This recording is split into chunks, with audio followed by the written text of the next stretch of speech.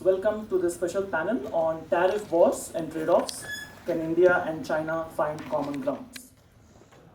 It is my pleasure to chair this session on a topic which has great contemporary relevance. As we all know, India and China have been among the most affected economies because of the upheaval that has started because of the Trump tariffs. In addition, the economic and diplomatic ties between these two Asian giants have also been frosty, although there are some signs of thaw in recent times. So we couldn't have asked for a more relevant topic for the current times. We have four very distinguished gentlemen to enlighten us on this topic. Let me briefly introduce each of them as well as the topics of their talks today. Our first speaker is Professor Murali K. Professor Murali is Professor and Head of Administration at the Center for WTO Studies, Indian Institute of Foreign Trade, New Delhi. Today, he will be talking to us about data gaps in international trade, a structural perspective. Our second speaker is Dr. Rajan Sudesh Ratna. Dr. Ratna is Deputy Head and Senior Economic Affairs Officer at the United Nations Economic and Social Commission for Asia and the Pacific, ESCAP, South and Southwest Asia Office. Today, Dr. Ratna will be talking to us on India-China economic cooperation, reshaping the South-South trade. Our third speaker is Mr. Santosh Pai. Mr. Pai is partner with Legal Link, and he is an honorary fellow at the Institute of Chinese Studies, New Delhi. Mr. Pai's talk today is on recalibration of economic ties with China. What, why, and how. Our fourth speaker is Professor Arvind Yeleri. Professor Arvind is Associate Professor at the Center for East Asian Studies, Jawaharlal Nehru University, and an honorary fellow, Institute of Chinese Studies, New Delhi. Professor Arvind is also, of course, the co-convener of this conference. His talk today is titled Turning Tariffs into Opportunity, India at the Crossroads of Trade and Investment Flows. Please join me in welcoming them all to the panel. And like all of you, I'm looking forward to this exciting lineup of talks. So we have structured this discussion as follows. We will first have each of these speakers talk to us for about 8 to 10 minutes. I will then summarize their talk and we'll engage in a few discussion points that emerge from their talks. We will then open it up for the audience for Q&A. Without further ado, let me request Professor Murali to start the proceedings with this talk. Thank you. Good afternoon. Thank you for inviting me here. I am Indore and Venkat, specifically you, and my dear friends. See, what I was trying to speak on a completely different topic, but after hearing that, and after seeing that, a lot of you are young people here, starting off your journey. So I thought, to talk about an issue which is quite alarming, but it's not well known. This is an issue of data gaps. It's a structural issue which is actually has been prevailing in the international arena for quite some time. It is largely out of the WTO's formation. Whatever was agreed was not followed through by many countries, and we are a victim of it. And this is being reflected in the international discourse, which culminated in Trump imposing for 54 countries some additional duty of 10%, and then he went on 25, and we are facing the 50% duty. So why did he do it? He had this. The US faced this issue, and US has been trying to convince the world and many of the countries, but they were singing their own songs. And why it came up as an issue was because we all have concerns and to protect our domestic industry. And India has been doing pretty well in terms of protecting it because we kept tariffs very high, and since we couldn't apply the non-tariff measure, which is the other side of market access, there are two issues in market access. When you are accessing a country, you have a tariff, then you have a non-tariff measure, which is not mentioned in terms of HS codes. So when you apply a scenario of liberalization, you talk in terms of both. Either you harmonize the regulations, or you have signed an MRA, mutual recognition agreement, that my standard is your standard is my standard. So that sort of an agreement, if you have, then you can say, if you're reducing a tariff, you have a liberal market access scenario. Now the issue is quite complex in the international trade scenario, because this is 166 countries negotiating with each other and under the WTO umbrella. And since Trump has imposed a tariff of 50%, and for 54 countries he has reciprocal tariff has been applied, he has breached the bound scenario. Because this is quite technical, let's understand it. He has actually gone out of WTO. Now, once I say this, we have a tariff which is measured and which can be applied on each HS codes. HS codes, because it's a product code which we apply in terms of international commerce when commodities cross borders. Now, this sort of a scenario gets complicated when you don't have a ad valorem terms codes which is actually mentioned in ad valorem terms. What I mean by ad valorem terms is 15%. If you say it's a HS code 1% code as a tariff, you can read it and measure it. But then the moment you say it is X rupees for so many kgs or 1 kg, then it is very difficult for you to measure and quantify. That's one problem which has not been addressed particularly in agriculture. Now, if not at this, it becomes a major non-transparent tariff which has not been reflected in the narratives on a daily basis. So whenever you hear European Union tariff is 3.6, it is not actually 3.6, it is 36.4 when you convert the non-ad valorem equivalent tariffs. So that is the kind of narrative building what happens at the international level.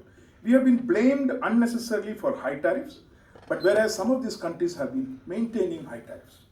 So this US also has been saying these issues, both the countries have been negotiating and they have not come to an agreement. That said, there are other imbalances in trade, which is actually service sector data is not captured fully, except for 12 broad lines. There are 166 tariff services data. Not all subsector level data is there, captured. Why? Because cross-country level data is very difficult to get. See, only RBI can give you, or central banks can give you data on service flows. Other than that, you cannot get data at the customs. The other aspect is digital trade, which is actually growing in volume and value. Now, digital trade just doesn't take the normal trade commerce route. It doesn't come to the port, doesn't get recorded and registered at the port, so it misses the registration as trade data. Now, when it becomes important, why it becomes important is, when you have certain products digitized, they actually miss the customs and they come and get registered in bank payment gateways. So you actually cross-border enter and then you get registered, recorded in bank payment gateways. Now it is getting registered at the RBI when it's entering the country. But see, an agreement between the customs, a proper robust data could be an agreement between the customs and the central bank to share data.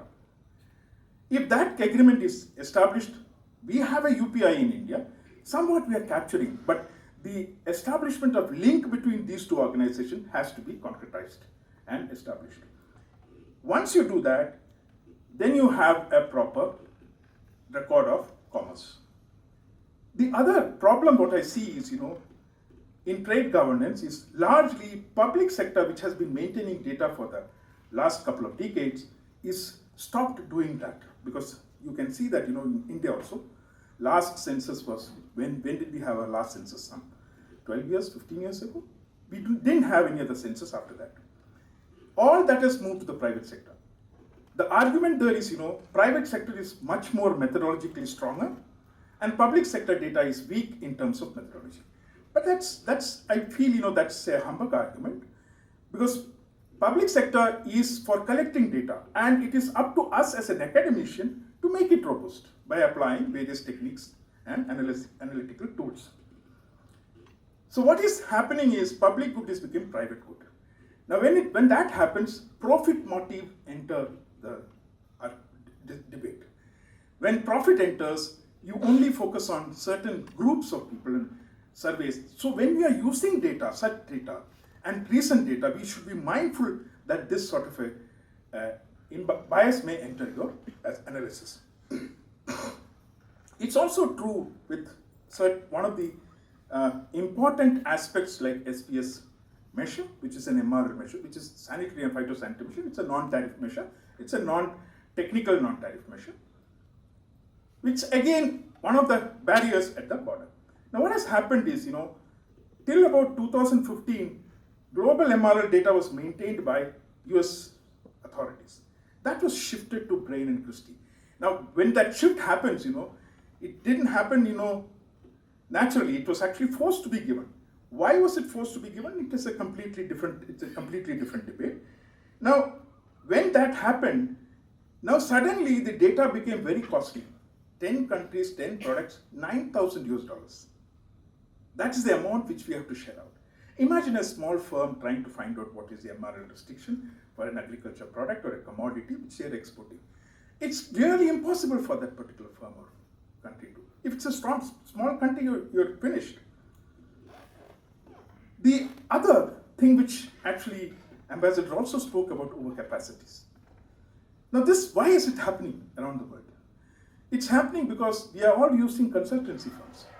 And these consultancy firms, again going back to the profit motive argument, are not adjusting to the already recorded, factored predictions for one particular company. So it's also a big competition in driving excess capacities. Now, when we have all these problems and legacy model takes into account, what is thrown out is completely bogus. So I can give an example like trade facilitation would yield to 1.3 billion trillion gains that was projected by one of the firms, one of the institutions. Did that happen? Did we record it? No, we don't know what is a trade facilitation. Ultimately, how did it end up facilitating trade? When we are talking about exports, we are talking about producer welfare. When you are talking about imports, we are talking about consumer welfare. So when you are talking about overall welfare of a country, we should have both. But most often, models use only import. So we are only talking about consumer welfare and not about producer welfare.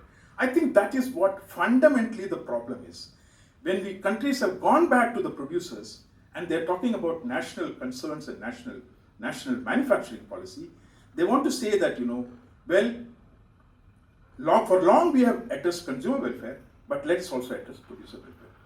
Now, a balanced approach would be always good. I think we should have both. So let me stop my talk here and I'll get back to you in the second round. Yeah, thank you for this one. Thank you, Professor Modi. I now request Dr. Ratnam to start. Good afternoon, everybody. First of all, I will thank IAM host and Venkat for giving us this opportunity to participate. I know in the panel, generally presentations are not allowed, it's not desired, but no script, it's just to show you some figures. Modi talked about data, so no,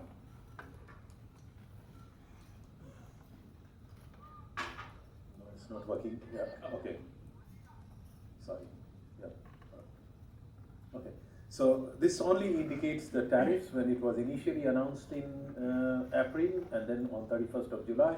So red one, you can see India is at a disadvantage. Many of the countries in Southwest Asia where we are working are all on advantage except Nepal, Maldives, Iran and Bhutan, which is 10% duties. Using the data and partial equilibrium model, we worked at the two scenarios. If the duty of US increased for 10% and then 20 percentage point, and you can see the biggest loser in the US market is China, obviously, that's imperative. And in our region, India is the one which is the highest impacted in terms of losing the market to US because of these tariffs. And if you see, we did another simulation looking into India when the 50% has been announced. This is done quickly.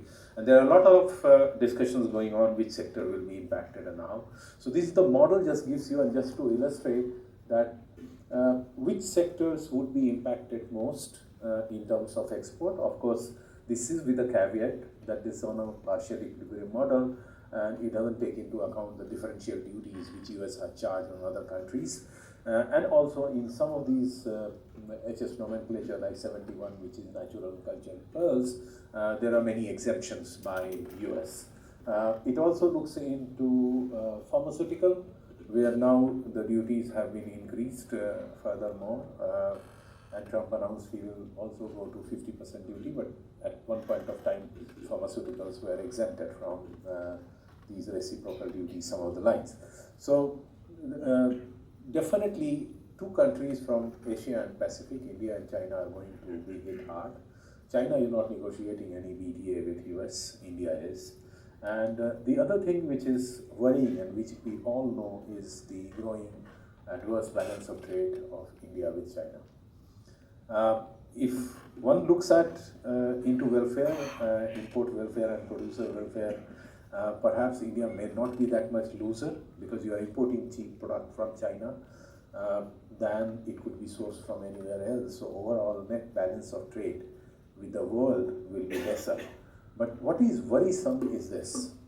If you see over the years what China has been exporting to India in 2010 and 2014, you will find that they have graduated from exporting raw material and intermediate product to the consumer goods and capital goods, which are high-end items.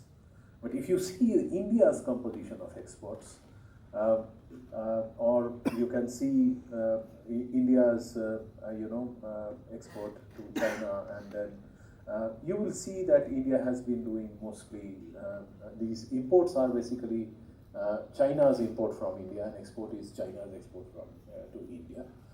So import of China in 2010 from India was no, sorry, it's India. Sorry, I'm wrong. It's India's export and import. So if you see India export, intermediate product and raw material constitute more than 70% in 2010, which is now around 65% in 2024. But imports, if you see, from China, raw material were not much, 2%, but intermediate goods were 35, which has gone down to 28. But the capital goods from 51 to 61. So over 10% of the total import from China has increased in capital goods, which is very machinery, electronics, high value added item. And if you import a high value added item, definitely you pay more in terms of the dollar. But when you are exporting raw material, the price is less. So the composition or a structural imbalance in export and import between India and China is the main root for this balance of trade.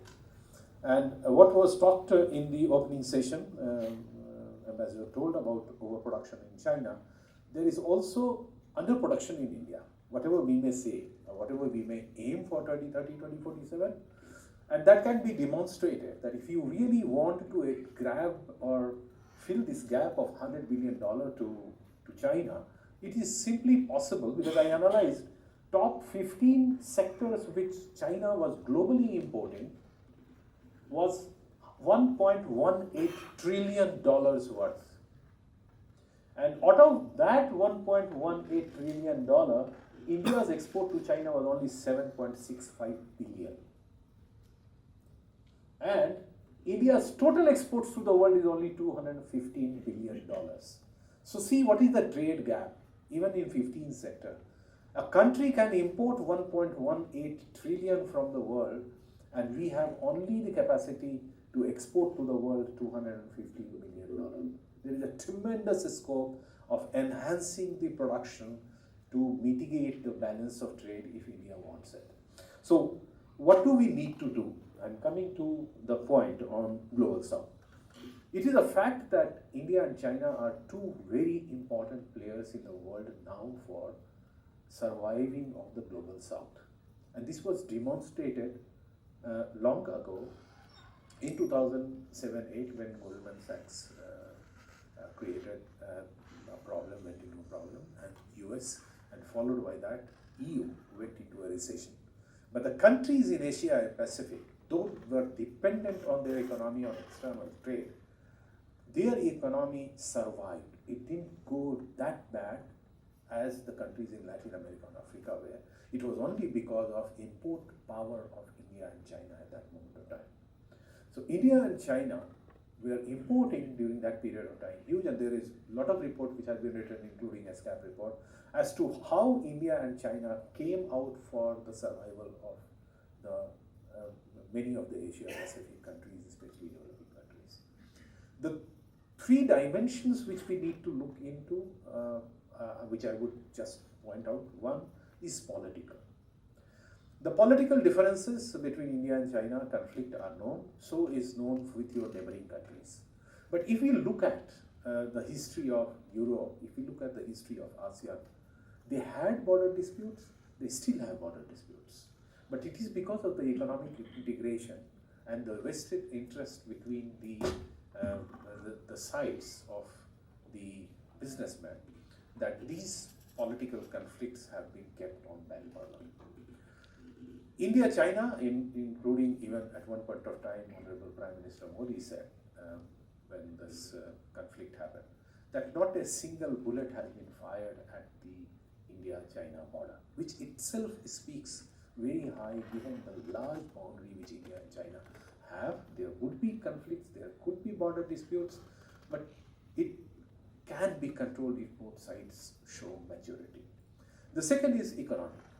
We have seen the economic integration or connectivity between India and China is already there, while China is importing a lot of raw material and intermediate goods from India, which we are part of China's larger supply chain, but at a lower end, whereas China is also part of India's supply chain, but at a higher end.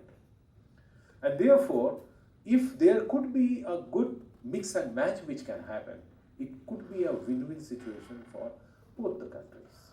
And if there are very strong economic interests, definitely neither China nor India would like to get into any conflicting situation among themselves, learning from those lessons of what I said in Europe and ASEAN. India-China, if cooperation can happen, it can be one solution to this multipolar, or I say now it's a unipolar world, because in the international trade it's only what US is the one which decides. So there is no multipolar, bipolar world today, it's a unipolar world today. The WTO agenda for the last 6 years has been hijacked by a single country, which is US. Many countries are towing the line of having a BTA only to US, despite fact that the free trade agreements are supposed to have legally, in terms of Article 24 of GATT, a zero duty eliminated on substantial all trade, but all these countries are agreeing for 15 to 20% reciprocal duties. So the MFN duty of US, which is 3 to 5%, becomes zero, but the effective duty of exporting to US continues by 15% or 20%, which is 5 to 7 times more than which was before Trump. How can countries accept that? So it's a unipolar world. Now, we have seen the statement after BRICS and after SCO. And actually after SCO, it shows some vulnerability to US. Because they showed the concern of India, China and Russia collaboration.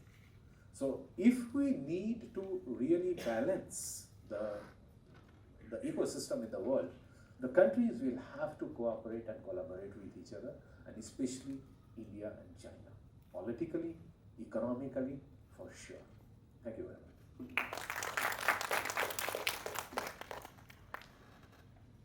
Thank you, Dr. Ratna. I would now request Mr. Pai to deliver his talk. Thank you. Thank you to IM for hosting this annual conference here. And thank you to Venkat and others who have put it together. I wear many hats, so I'll use my ICS hat today to, hope that this will be the beginning of a, deep interest for students here in IM in China studies. I think the gap in China studies, especially in business schools, is very telling. When it comes to industry, there's a lack of capacity. So I hope this conference covers some distance in that direction and encourages more and more students to look at China-related aspects in whatever discipline they're studying. I'll use my 10 minutes to just address two of the three questions, which is what and why, and how we will take it up during discussion. The what of India-China economic ties, I recently realized 3 months ago when I published a paper that there's very little awareness of each component of economic ties. People are normally following the trade figures which come in headlines, or maybe some investments that happened in startups. So the what is actually more, it's broken up into many more components. So trade, of course, I think my fellow panelists have gone to great lengths to explain how the dynamic structural imbalances that there are. We have a huge trade deficit now, nearer to 150 billion. And the composition is now mostly high value items, which is of great concern. Then there used to be investment between India and China, which touched, I think, around 10 billion. If you put together direct, indirect, digital economy, startups, manufacturing, everything together. There was also a large public procurement piece, which I think is the least well known. Which includes import of public goods and also execution of large EPC contracts, which are in steel, mining, power plants, and so on. And lastly, there was the digital part of it, which was the internet applications, which are not really investments, but they're just Chinese operated applications. So this was the kind of relationship we had on the economic side with China. So I think for students, earlier today we had a wonderful case study of Indian company Oyo going to China and how it succeeded initially and then failed. So if students want to pick up some threads in the economic engagement with China on the Indian side, you will find a lot of case studies. I think Indore itself is home to a large factory from one of the heavy moving equipment manufacturer from China. So you can pick up many such case studies of Chinese companies having set up not very large but smallish factories trying to expand in the Indian market, failing, struggling, pivoting, trying different things and so on. Now in 2020 what happened was that we had the border incursions. Before that we had the pandemic, and Indian government decided to establish a FDI screening mechanism. And I've said this many times, I think India was very, very late to this trend of establishing a screening mechanism. So that was implemented a few weeks before Galwan, and it continues till date. And effectively the screening mechanism became a prohibition because the approval rate is about 15%, which is very low considering the amount of applications that were received. So today we are in a state where Chinese investments don't come freely into the country, they are highly regulated. And within a few months we banned digital apps. I think this has been very well publicized. We banned TikTok and 200, 300 other internet applications, and that became a big pain point for those companies because their international footprint took a severe beating, because India is a large market. After China, it's the largest consumption of digital applications. So that was a big hit. On the public procurement side, we set up a registration mechanism from DPIIT saying no matter whether you supply a small electronic goods or a big piece of machinery or any contract, you have to obtain prior registration. Again, that's more or less brought activities to a standstill. So today Indian bidders are participating in these public procurement contracts and indirectly procuring from China. So this is the picture I wanted to paint before getting into why do we need to recalibrate this relationship now. Last year in October, I think both leaders had a discussion which led to a feeling that the border issue is now not settled, not resolved, but it has reached a level where we can start talking about other things. And there's an expectation even now, 1 year down the line, that something will happen. And in the morning we heard from Ambassador about people-to-people interaction and so on. On the economic side, we haven't seen any significant progress. Selectively, some joint ventures are being approved and so on. And why do we need this recalibration? So this is where I want to zoom out, because I think the next couple of months we will see the EU FTA, the US trade deal if it happens, and various other FTAs that India has been signing up.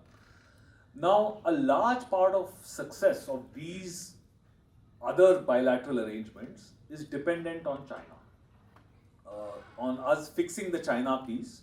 Because let's take the EU FTA for example. A big part of it is defense. Everyone knows European countries, NATO countries are going to increase their defense spending to 3%, plus 1.5%. So that vast amount of capital which comes into manufacturing will have to be done in a trusted country. India is number one choice. There's no doubt about it. They won't go to China.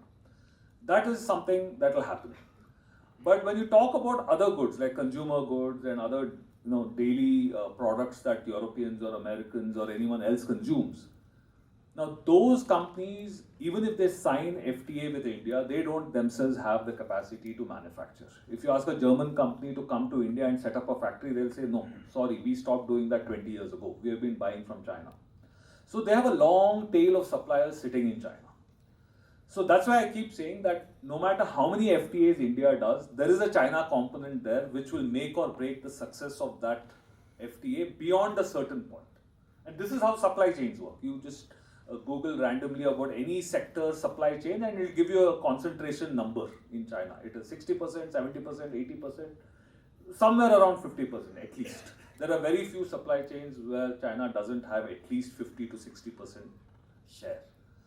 So now that is the reason why there's a sense of urgency amongst Indian industry to get their act together and at least get some technology from China, machinery from China, or sort out this kind of a partnership. It's not a partnership because it's not in a positive way, but it's de facto we are in this relationship of dependency and we have to deal with it. That is the sense of urgency. And if you have to boost exports, coming back to your point, this is the place where we move the needle. If we continue importing finished goods from China, and the Ministry of Commerce has tried in many sectors like toys and so on to establish standards and brought it down.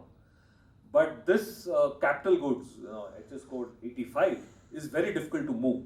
You cannot impose quality norms, you cannot ban imports, because then manufacturing sector in India will come to a standstill. And that's a cause of worry. So if any Indian company wants to localize those manufacturing activities in India, they will need Chinese support. So this is one source I have flagged, which is India's export potential, domestic manufacturing potential. Now there is another layer of complexity. In the last 10 years, we have issued passports to companies, we have issued passports to trade flows, we have issued passports to capital. We have now also issued passports to technology flows. So China has very confidently erected a massive bureaucracy to control flow of outbound flows of technology. And this is just the beginning. If you see the amount of investment they have made on the bureaucracy side, I think we will go far beyond rare earths and critical minerals. They will weaponize anything and everything. And that is one more imperative which we have to prepare for. We have to think forward 5 years, 10 years down the line, because we have a lot of dependency in a number of sectors. And critical earths and rare earths are critical for US, and maybe we will find some substitutes. Indian companies are now working day and night to find other options for magnets and so on. But our dependency is quite significant. So this is the other urgency that we need to remedy and reduce dependency on China. So I'll stop here by saying that there are a number of reasons why we need some kind of a serious dialogue. I think our finance minister and commerce minister both have come on record saying we need a serious talk with China. But we haven't figured out what is the de-escalation path after 5 years of political stalemate. Where do we start? What do they want? What do we want? How do we prioritize? What do we trade off? What do we negotiate? Can we have a partnership, or do we just, work in silos and we reduce our dependencies and they try to weaponize everything? So these are some of the questions, and I'm happy to join the conversation later. Thank you. Thank you, Mr. Santosh. I will now request Professor Arvind to please talk. Thank you, Chair.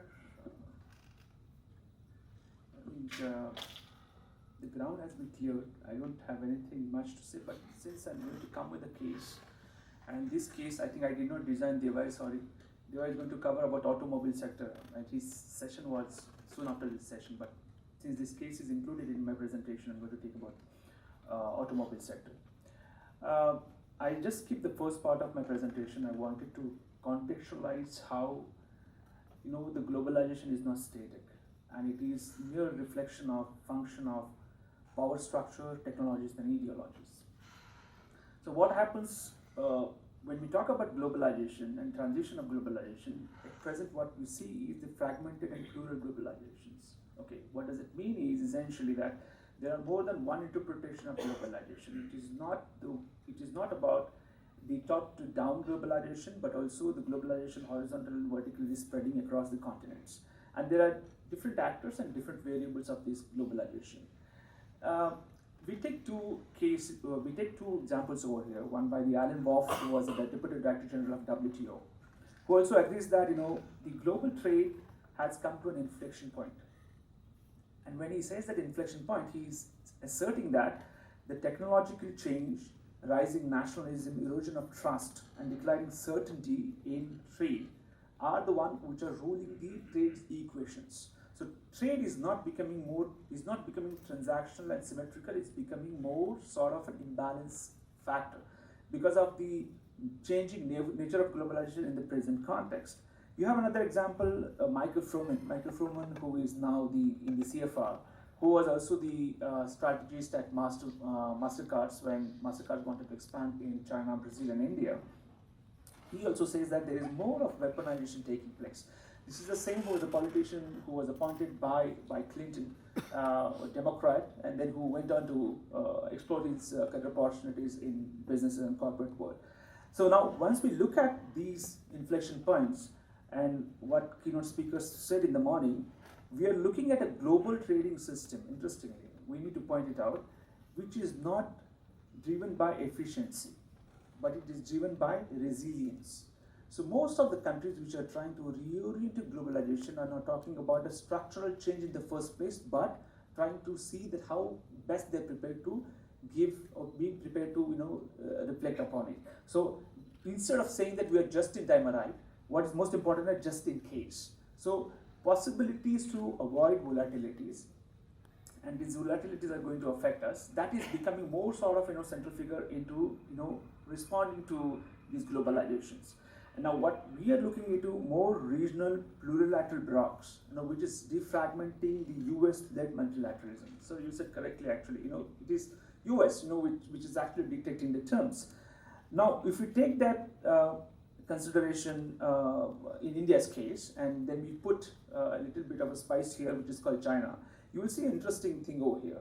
We are an important player in a global supply chain, and you have an API case, we have electronic case. We are importing a lot from China, but we are consuming it, and then we are not able to export it. So the entire processing we are wasting is basically bringing it and composing it. I mean, in automobile sector, especially if you look at the components, and that comes into different things, electronics, gears, you have carbide materials, we are importing from China, but not the finished products. Now let's take an example about carbide products. 100% of carbide products which are used for machine cutting tools, MCM, are being imported by Indian manufacturers, either by Chinese, Japanese, Taiwanese, or by the Germans and the European companies. We have cut down our dependencies on the European companies. Video is one of the fastest growing group in 60s and 70s who provided carbides, but now we're importing the carbides from China. That is last 10 years, and this is not into automobile. This is into the smart design manufacturing, which is even dentist is using, or most of the cutting tools, machine which is into the other manufacturing territories are using it. So now, if you look at this paradigm, we are into a different segment where we need to, India needs to develop its own manufacturing as well as need to design de-risking. So while designing de-risking, what becomes important for us, for India, is to develop its own ecosystem depth. So the depth of the ecosystem is most important thing. Now let's talk about the non-EV and EV industries. Now, let's take an example of taxation. So maybe this is I'm talking about corporate income tax. Let's not talk about the politicization part of it, incentivized part of it, but CIC is most favorable for the Chinese manufacturers. That's the low-end manufacturers for both the fossil fuel engines and both the EV engines. When it comes to India, the case is different. Apart from that, you take another example, which is on the consumer side. The tax burden on the consumer to buy the vehicle is approximately 50% compared to 28% in China.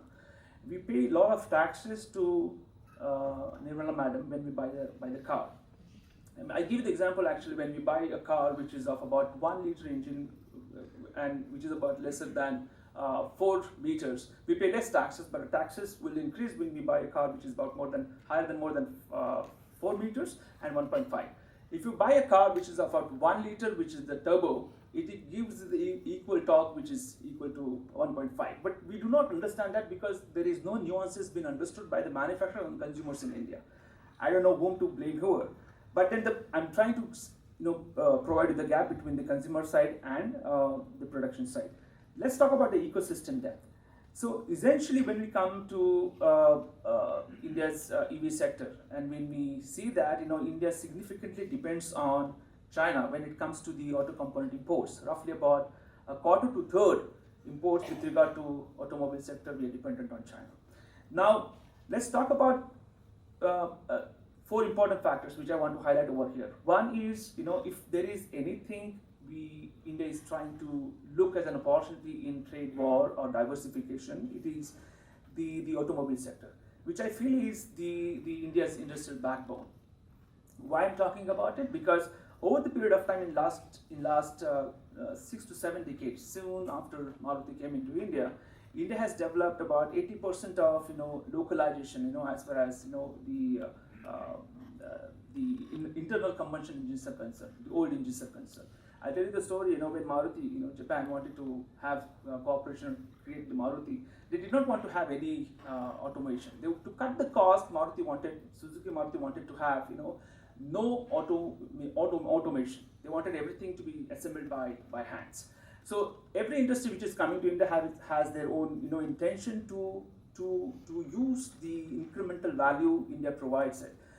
So when India has created about 80% of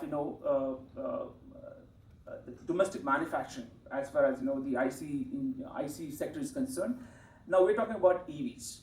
So there is a greater threat to kill India's IC manufacturing abilities. So when EVs came, what was the major threat? The larger clusters, industrial clusters, automotive sectors, whether that was Chennai, Pune, Delhi, Gurgaon. They resisted for the EVs because when you talk about EVs, that actually kills the 80% of the manufacturing, because from the nut bolts, screws, and everything is being sidelined. Now in this context, in today's context, that 80% has gone to 95% because you have the 3D machines, right? So that's the major threat. So we're talking about Indian capacities to slowly plug into the larger non-EV sector. We have developed our capacities to replace it, and India aims by 2030 we take that ICE domestic manufacturing, ICE based manufacturing approximately to 85 to 90%. We are being tailspin now, where we see a pressure by the disruption in the supply chains. This is going to get more critical, when we talk about the EV sector. I'm not going to focus on EV sector over here. So when I talk about the major dimensions, of India catapulting or using an opportunity to plug into the global supply chains, and especially we talk about non-EV and EV industries. There are 4 dimensions I want to focus on. One is the value chain maturity. You see that in the non-EV sector, India has the significant maturity as far as localized engines, body, and transmission is concerned. I give you the example of last 7 or 8 years of how anthropologically we developed that idea. I say anthropologically because we didn't catapult it. We couldn't achieve it in 1 or 2 generations, but it took about 2.5 generations, 3 generations. That's there. But when you compare it with the EV, which is an entirely new segment, what the value chain maturity, we are not actually, even, reaching, that colluding stage. What we are into the emerging. We are talking about batteries, we're talking about semiconductors, we're talking about motors. Let's talk about the second dimension, which is the tech orientation. When we talk about the ICE non-EV sector, we are pretty well established as far as mechanical precisions are concerned. When we talk about EV, we are still in a very basic stage when it comes to electric, digital, AI-driven. The cars which are actually logged into the satellites, logged into the self, automated driven system, which is not there. As far as policy anchors are concerned, with the BS4 norms and ethanol blending, we are at pretty good stage. And if somebody is going to ask, then it is really going to help us or not? It is really going to help us, because over the period of time, we are not only developing the domestic market, but also trying to look at the market where we're going to export these things. The last one is about the export outlook. India must plug into this. It's not old directed, I would say that, but this is definitely transitionally going to help India when it comes to developing markets. EVs, we cannot send EVs to Congo, we cannot sell EVs to Nigeria, right? So the buyers of EVs is already the emerging market, where there is no scope to jostle out anybody. So it is something like you're trying to get into a Bombay local, at about 9:30 when it is already crowded. So it looks like EV market is going to be the latter part for the Indian manufacturing industries. But what is most important for us going forward is to leverage the China factor, leverage the tariff war factor. I just want to conclude in just 2 minutes. Now, so what is the larger economic storyline for us, when it comes to the tariff war? One, everybody knows that, the EV sector is not, if anybody thinks that EV sector is all about climate move, it is not only the climate move. We need to come out of that, because EV sector is all about industrial deepening project. We're trying to add much of finesse to it and much of localization, abilities to that. So with that, if you talk about the larger economic storyline, you would see that the manufacturing multiplier, EV and non-EV, has to be developed simultaneously so that it helps India to multiply the manufacturing abilities. So everyone that that when $1 is put into the output in automobile, it creates about $3.5 of in steel, electronics, and related industries. So the transition has to be intended. Second one is about the energy transformation. So EVs will link manufacturing to renewables. So EVs is not essentially a satellite industry, because it would definitely help or create opportunities when it comes to India's larger automobile narratives are concerned. In its sense, the automobile sector, both traditional and electric, is the template for India's self-reliant industrial modernity. So this idea, sometimes we jump from one narrative to another narrative. Cut the carbon emissions, go for carbon neutral, go for EVs, is not the correct way of interpreting our challenges. Number two, IC manufacturing provides the mass and momentum. We need to understand that. That's the reason, India and China, we both, during our G20 summit, we said that we need to rethink about the carbon mix. Why we need to think about carbon mix is just because if we follow the climate change or the set of emissions which have been put forward or been pressurized and coerced upon us on both countries by the Western countries, is going to kill that mass and momentum of the traditional industries and the expertise which we have developed over the period of few decades. So as a result of it, while EV transition is important, from the perspective of technology and future orientation, the IC manufacturing and developing or controlling the IC manufacturing is also an important thing for India's automobile industries. So together, if you talk about both these industries, EVs and non-EVs industries, they represent India's pivot from assembly-driven growth to innovation-driven sovereignty, and which is the core of 21st century's economic story. I stop there. Thank you.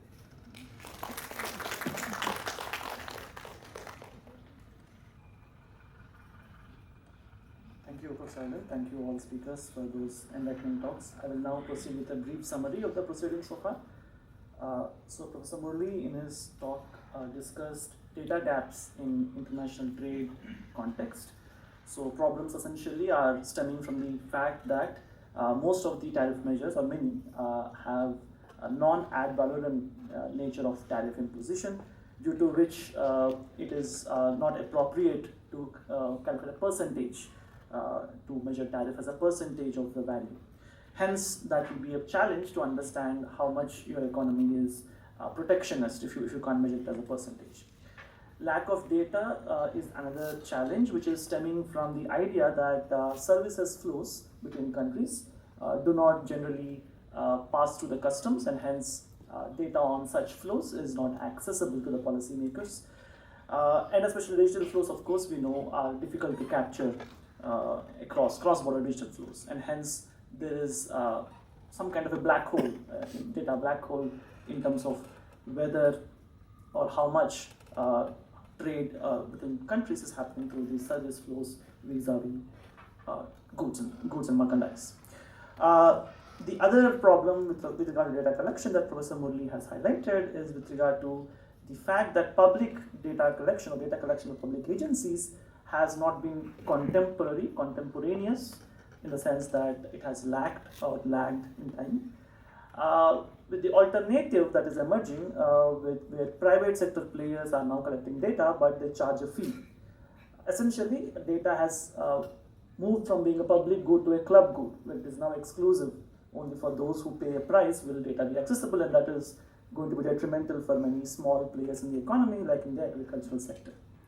So one question that comes to the mind, which we can discuss during the Q&A session, is whether lack of data on tariffs on services, is it a blessing or a curse, especially in a world where tariffs on goods and merchandise are so conspicuous for policymakers like Trump, so that we get targeted to the extent that we are more successful in doing services trade, maybe by stealth, by not showing what the free trade nature of those services trade are we kind of having a blessing by making them conspicuous, by making them obvious that it's a free trade? Are we inviting trouble by improving data collection? Maybe we can discuss that in the Q&A. Our second speaker, Dr. Rajan Sudeshratna, provided a summary of the sectors which are affected by the Trump tariffs, both India as well as China. And his talk examined the strategic implications for both these Asian giants of these reciprocal tariffs. He has then provided insights into India-China trade imbalance and the structural and policy-driven factors contributing to this imbalance. Dr. Ratna has then highlighted the need for enhancing domestic competitiveness by investing in high-value manufacturing. And he has argued that the world has increasingly become unipolar, and it's important for India and China to cooperate in order to make it a more balanced and inclusive global economic order. In his talk, Mr. Santosh Pai has outlined how India's policy stance on economic ties with China has kind of swung from one extreme to the other over time. And he has argued that when thinking about ties with China, there is a need to strike balance between security and economic imperatives. Well, on the one hand, there are genuine concerns about the lopsided nature of trade relations between the two neighbors. There are also opportunities, on the other hand, to boost, say, global share of manufacturing and exports.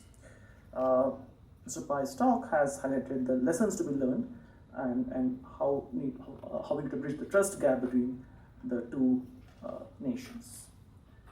In the light of tariff and trade restrictions, Professor Arvind's talk has focused on the need for India to develop economic resilience.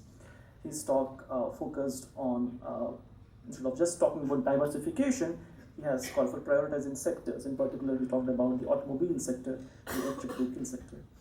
So in the context of discussion about de-risking or decoupling from China, Professor Arvind has stressed on the need to avoid abrupt separation with the economy, especially in the light of the implications it has for other free trade agreements, say with the EU and the Western countries. That's something that we'll come back to when we again do the discussion. Having summarized key points from the talk, I will highlight a couple of key discussion points that emerged to my mind from these talks, and I would then request each of the panel members to provide their inputs on these points. The first question, of course, is with regard to how to engage with China, right? So I wanted to bring to your attention and to the attention of the audience what appears to me as two contrasting views in the policy circles about how to engage with China economically. So on the one hand, we have a statement by the CEO of Niti Aayog, Shri V.V.R. Subramaniam, where he has said, and I quote, "If you're not able to sell in China, it is pointless because it's an $18 trillion economy. You can't avoid that economy," unquote. So in fact, as obvious, he's kind of pitching in or batting for India to engage vigorously with China. Just the previous day, our Honorable Minister of External Affairs, Shri S. Jaishankar, suggested that we should engage less with ASEAN, and the reason being that ASEAN is a conduit for Chinese goods, and these economies are our competitors.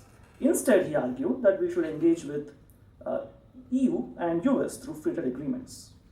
So first question is, of course, are we reading too much into this, or is there a genuine difference of opinion with regard to how to deal with China?